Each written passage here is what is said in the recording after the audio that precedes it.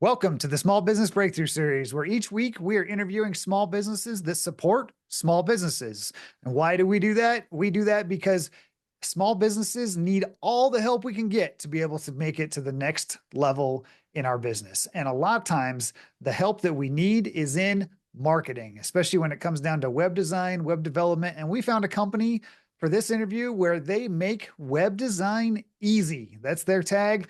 And I've got Micah Latemo on with us today. He's the co-founder of Pansy Digital. Micah, welcome to the podcast. I'm excited to be here. Can you give us a snapshot of what your business is and the major outcomes that you get for your clients? Yeah, so Pansy Digital is a company that helps small, mid-sized companies to get a grip on their marketing. And marketing encompasses anything regarding web development, like you said, and web development or a website is only kind of like the beginning of your marketing process.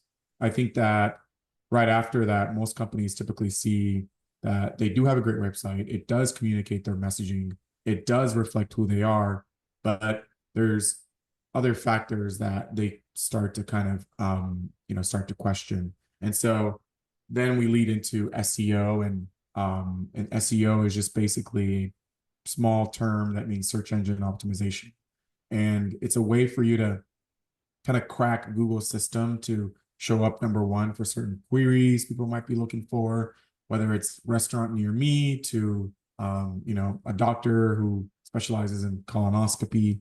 And there's a lot of back end work that's done for people who do what I do to make sure that that company shows up so they can help them with the business that they're looking for, can help them with what they need.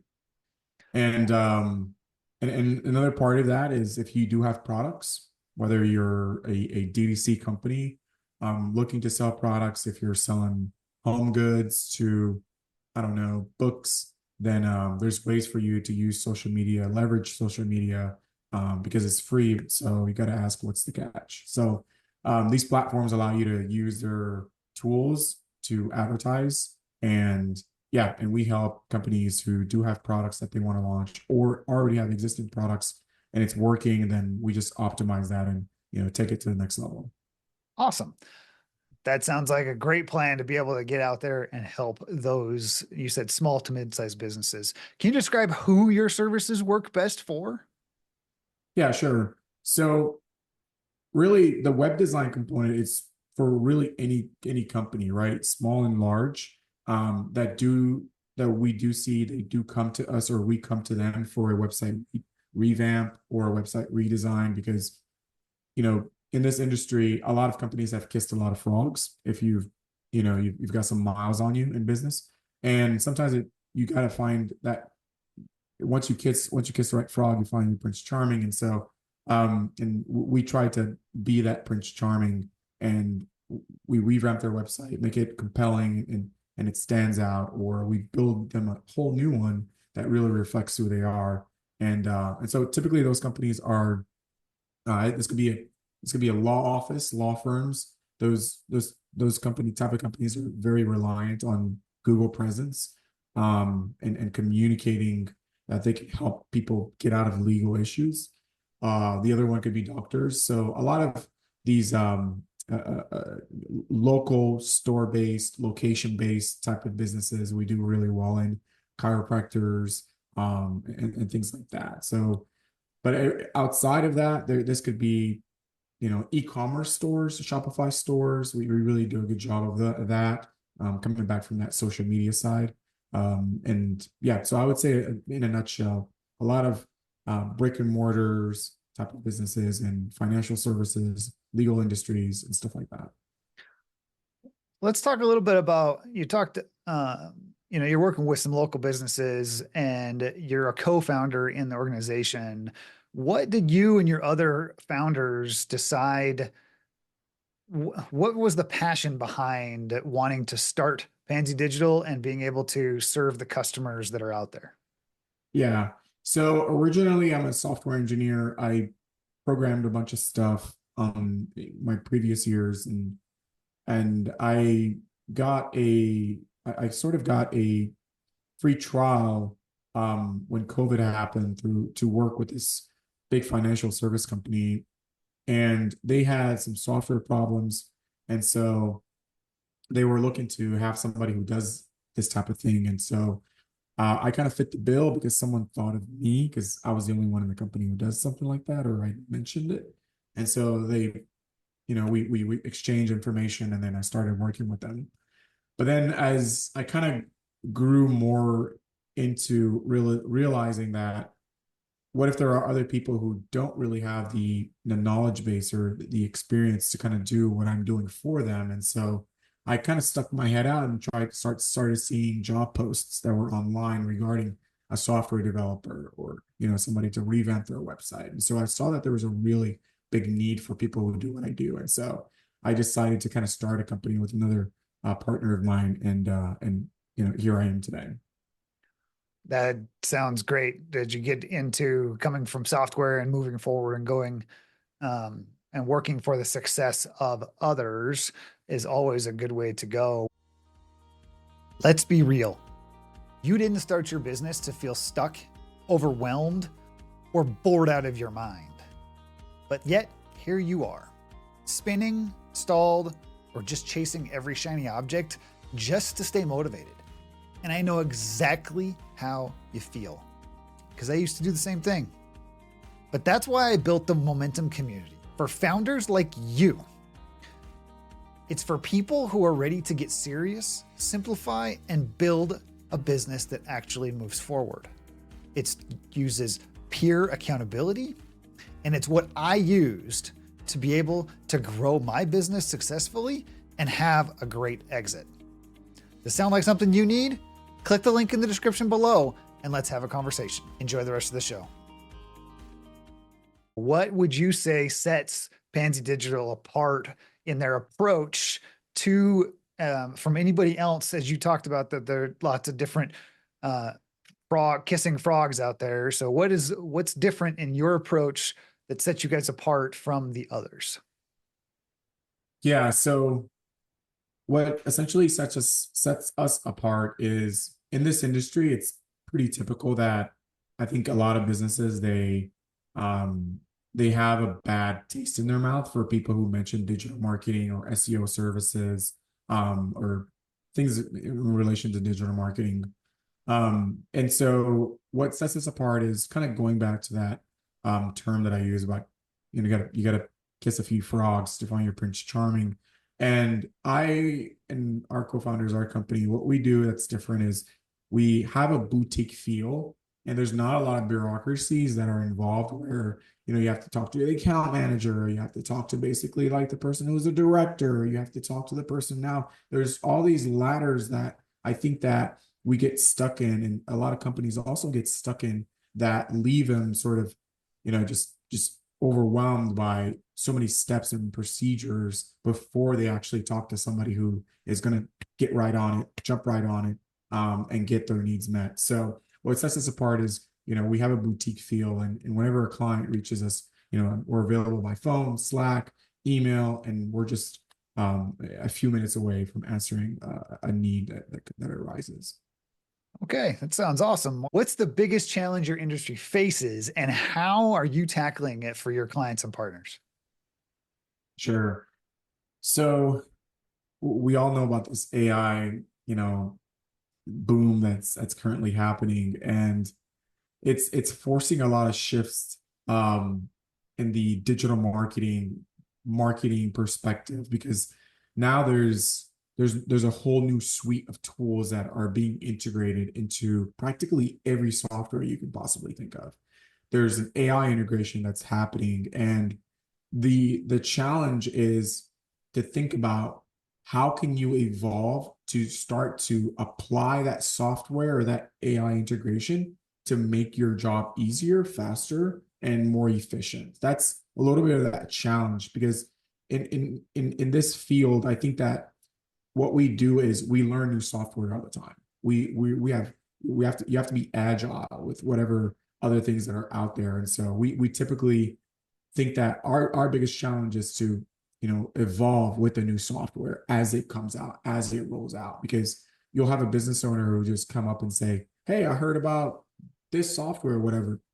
Can y'all do that?" And we're just like, we don't, but think on your feet. Now you have to go out and learn what that software is because they might have noticed it that a competitor is using it, and now they're bringing it to you that now they want you to use it. And so I think being agile, and if you're not agile as a company to move really fast to adapt to these ever evolving, softwares and AIs, it's a big part of that. You could really be, you could be really hindered as a company. Oh, that makes a lot of sense. And that, if you've ever watched Shark Tank or you've ever watched any of these big, multi-millionaire entrepreneurs that are out there, one of the biggest things, we talk about break things fast, but we don't talk about it in the right sense because we talk about you have the agility that you're talking about is a matter of say yes, figure out how to do it on the other side. Unless it's going to take away from you don't want it to become a shiny object syndrome. So there's a way to be able to put a metric in or put a filter up that looks at that. But when you're moving and you're shaking and you're going and the agility is like that ability to say, oh, wait, yeah, we'll take a look at that. Go look at it. See, does it fit? Yeah, sure. We can go for it. Where do you see your field evolving? As we're talking through this, you talked about how AI has come into it and it's made a big game change over the last 4 years for sure. What's the next 5 to 10 years look like in your opinion? In terms of digital marketing and marketing in general, I think that what I see happening is because I was watching younger generation kind of use um, this AI. I think that because I think that that is kind of what creates I think that the pathway for what will happen because eventually we become older, and I think that the usage of the internet and software, I think it decreases because we want to spend more time with our loved ones, or we want to be more outside, and so we want to connect, right? We're looking for connection. But I think that as a new generation that's coming up, these Gen Zs, Gen X, or whatever you want to call them, I forgot the letters, but I think that they are the one that we should look at as how are they using technology? How are they using mobile devices? They have different terminology as well, right? Like they have their own terms, and so as an older person looking at that, I think that I can't fit into that age group, and I think that companies we evolve to adapt to younger generations because they're the ones who have a high adaptability, right? Whereas opposed to when you're older, you tend to not want to adapt to new technology and you're a little more rigid. So I think where it is going is it's to look at the younger generation.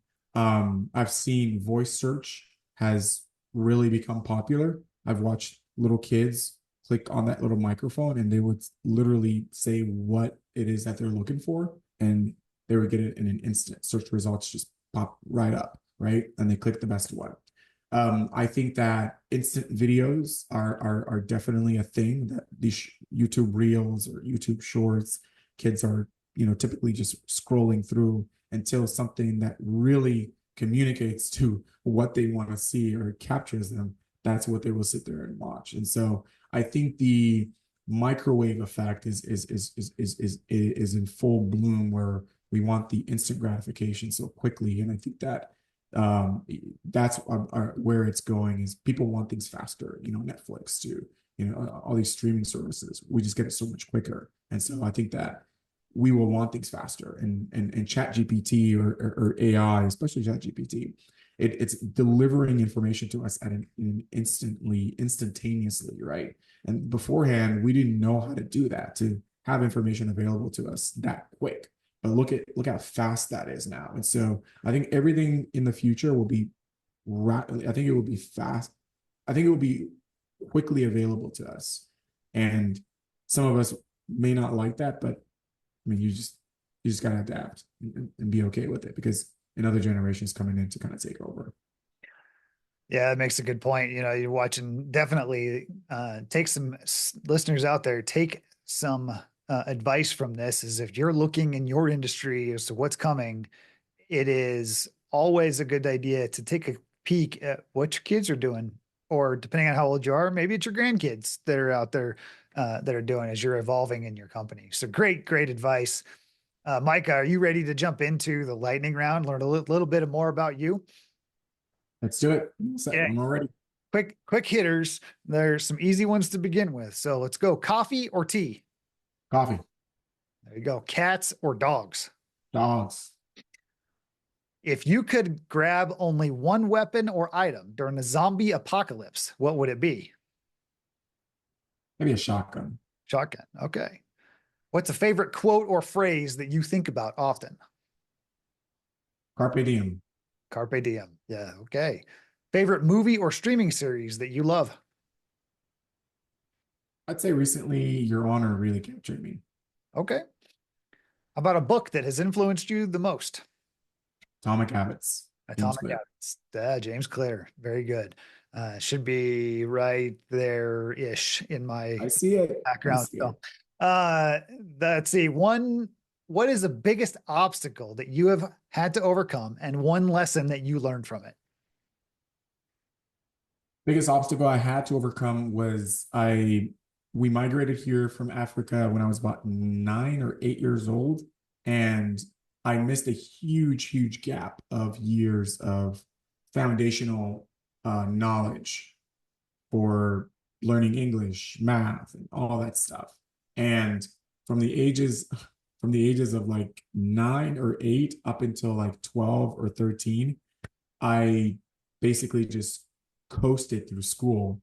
And so what that forced me to do was to use outside resources to help me think outside the box in order to consume information that the teacher was telling me, work with other students to help me understand what the teacher was talking about. So adaptability is a little bit of a skill that I have, especially language, because I had to learn an outside language that I was not accustomed to. So I would say that's what I would say. That is an amazing obstacle, and one that not many people, at least that I've just talked to in my life, have had to go through. So that is a challenge all on its own, and will make for great stories for your kids and for others to come down the road. Micah, has been such a fantastic time to get to know a little bit about Pansy Digital and you yourself. How can our listeners get a hold of you if they want to work with Pansy Digital in the future? Yeah, sure. So if you can go to our website, pansydigital.com, it's Panzi digital, and you can find us on Facebook, Instagram, LinkedIn. I have a big following on LinkedIn, and I'm pretty active on there. So yeah, and those are handles that you can find us at, and we'd love to work with you. It sounds great. So you heard it here. You can get him on all the social media platforms. We will have all of his contact information and Pansy Digital's contact information in the show notes below, or the description if you're watching this on YouTube. And we want to thank all the listeners out there. And until next time.